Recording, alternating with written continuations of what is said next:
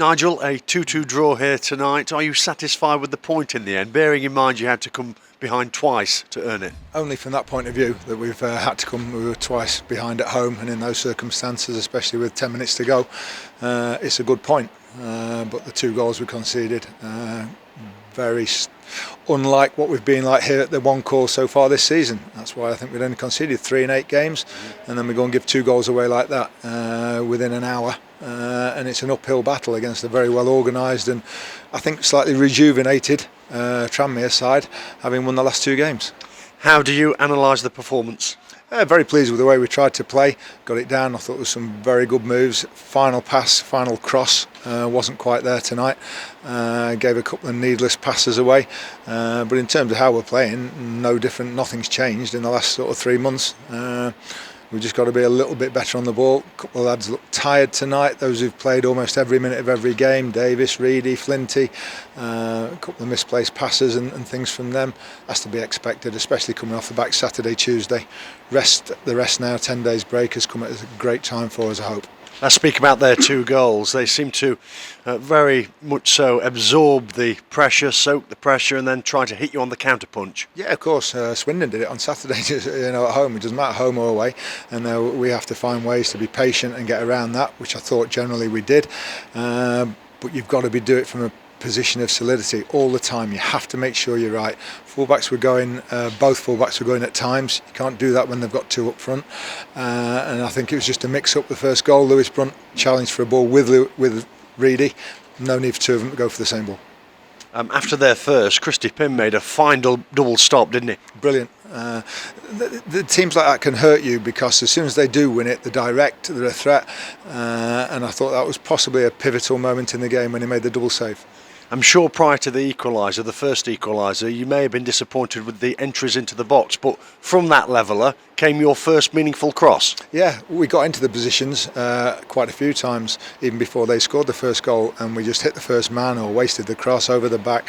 And the first time we got in, fullbacks Jordan's made a great run, and it's a tap in for Rhys Oates. I thought once they scored, I thought we played very, very well for the rest of the first half. 1-1 at the break. What was the plan at the interval? Just keep playing, having got back into it, but we kept emphasising and highlighting to the players, you must be solid all the time. And then Davis Keller-Dunn needlessly gives the ball away on the halfway line, and all of a sudden they're at you again breaking.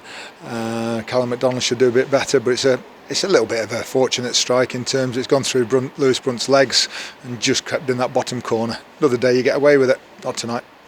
And then Will Swang climbs off the bench and 10 minutes later gets an equaliser, and with it his first league goal of the season. Highlight of the night, Swanee. First of all, I thought his general performance when he came on and the way he looked sharp, he looked bright. He's been unbelievably patient so far this season. Hasn't really hit the heights of last season, which is why he's been on the bench. But he's going to play a major role for us in the next 6 months. So absolutely delighted for him, first of all, to get the goal, and it's earned us a point. Did you think at times it could be one of those nights because you just couldn't get that break, could you? No, without a doubt. We put Oatesy wide and he was getting crosses in, they were getting blocked and things were bobbing around. Flinty had a couple of good situations, I thought, from set plays, one in the first half, one in the second, but he can't score with a header at the moment.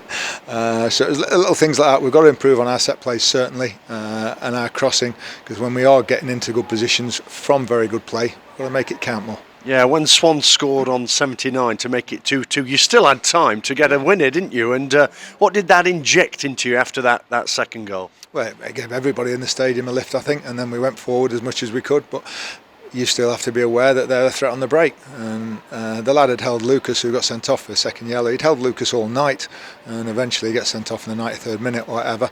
But we didn't put good enough quality balls in the box. We got in and around and just made the wrong decision. Probably summed up by George at the end. George Maris, he's just outside the box and we want him to play a 1-2 or get a cross or a shot, and he chooses to play it wide and out to play.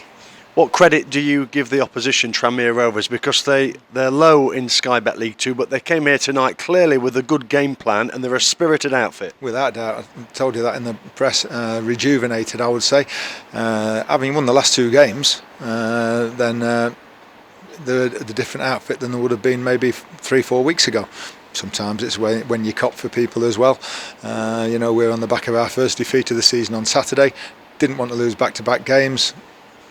Would have nice to have gone into the break with 3 points, but I think we're in pretty good shape. All in all, we've lost 1 out of 19, and we're a couple of points off being where we want to be in 2 points a game.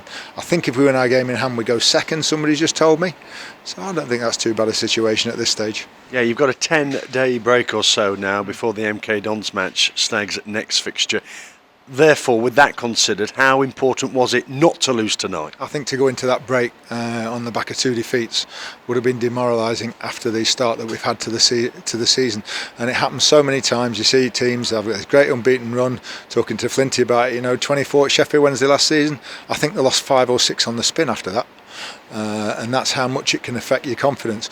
The more it gets built up, this unbeaten whatever, and it was, when you do lose one, the bigger the down is, because you've had such a 17 or 18, you're not used to losing games, and we weren't in the league. So it was a tough one at times tonight, but good not to lose. Wish we'd have got the 3 points. In that second half, Jordan Barry had to go off. He looked like he picked up a knock. Yeah, just a dead leg, I think, but he'll be fine.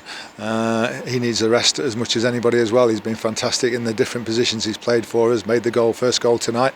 I thought there's 5, 6, 7 lads who really need the breather, and they'll come back hopefully refreshed for MK Dons. Fitness-wise, everybody else okay who played tonight? Yeah, I think so. It was just Quinn. He was never going to play 90 minutes. Reedy we were worried about. He looked tired and also been on a yellow card. But yeah, hopefully everybody's okay injury-wise. And Steve McLaughlin's training in the morning, which is good. We might have him available for MK Dons. Let's speak about this 10-day break finally. How do you utilise it? The lads need a breather, the majority of them, so they're going to have a few days break, and then we'll be back in next week ready to get ready for MK Dons. It's come at a good time, it really has, and hopefully we don't have to have a chat for a few days as well, so I think that'll suit you and me. You're right. Enjoy your break. Thanks.